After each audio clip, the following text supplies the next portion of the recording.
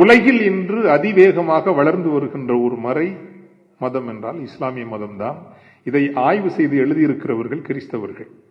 அதனால் நீங்க நம்பலாம், கிறிஸ்தவ அறிஞர்கள் தான் அதை ஆய்வு செய்து எழுதியிருக்கிறார்.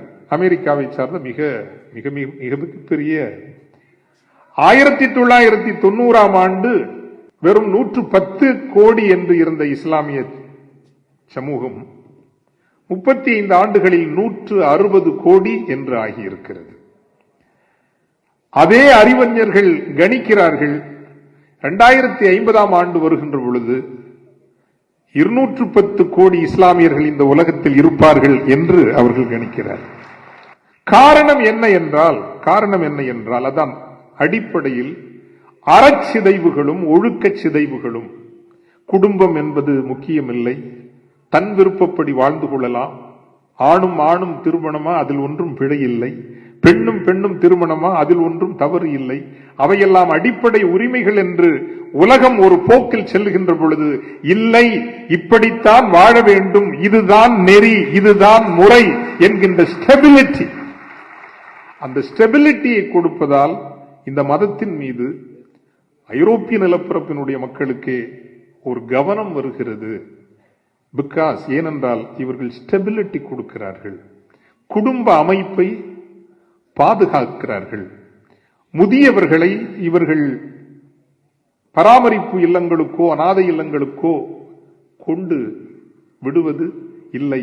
ஆன மட்டும் அவர்களை பராமரிக்கிறார்கள், மூத்தோர்களை மதிக்கிறார்கள். ஆக நற்பண்புகளால் தான் அடிப்படையில் ஒரு மறை வளர்கிறது, மதிக்கப்படுகிறது. நல்லிணக்கம் தானாக வரும். அது இன்றைக்கும் ஏன் நான் இஸ்லாமியர்களுக்காக ஒவ்வொரு மேடையிலும் ஏறி பேச விரும்புகிறேன் என்றால், நான் மிக அணுகி வந்து கடந்த 20 ஆண்டுகளாக பார்க்கிற போது அவர்கள் நீங்கள் உங்கள் கொள்கையில் உறுதியாக இருக்கிறீர்களே தவிர, கூடி வருகின்ற பொழுது இன்னொரு சமூகத்தை ஒழிக்க வேண்டும் என்று ஒருபோதும் நீங்கள் பேசுவதும் இல்லை, திட்டமிடுவதும் இல்லை. இதை மிக உன்னிப்பாக நான் கவனித்து உள்வாங்கி அந்த தன்மையை மிகவும் போற்றுகின்ற காரணத்தினால் தான் இந்த சமூகத்திற்காக நாம் நிற்க வேண்டும்.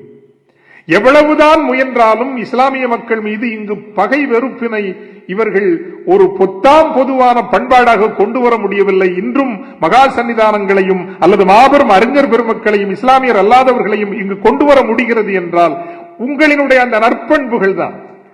நான் பல மேடைகளில் பதிவு செய்து விட்டேன். கடலில் அப்படி ஒன்றும் நீச்சல் அடித்து பல கிலோமீட்டர்கள் செல்லுகின்ற அளவுக்கு ஆற்றல் உடையவர்கள் அல்ல இஸ்லாமிய சகோதரர்கள்.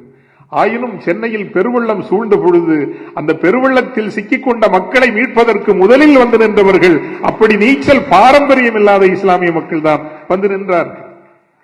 இதை மீண்டும் மீண்டும் பதிவு செய்வதற்கு காரணம், எக்காலம் ஆனாலும் இந்த நற்பண்புகளை இழந்து விடாதீர்கள். தொழுநோயாளிகளையும் தொட்டு தூக்கிய மதம் கிறிஸ்தவம் என்று எம்.ஆர். ராதா அவர்கள் திரைப்படத்தில் பேசுவார்கள். ஆனால் கொரோனா வந்த பொழுது நாங்களே பின்வாங்கினோம். ஒரு மனிதன்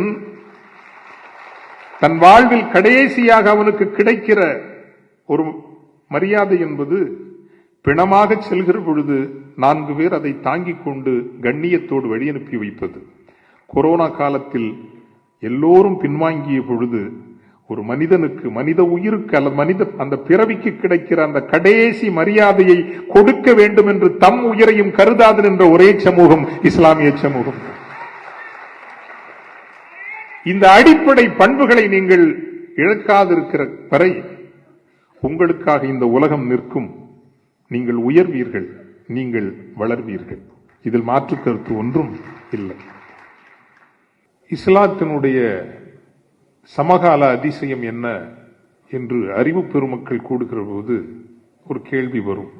எக்காலத்திலும் இஸ்லாத்தினுடைய முதல் அதிசயம் என்று நான் கருதுவது, பிரபுத்துவ குடும்பத்தில் ஒன்றும் பிறந்திருக்கவில்லை.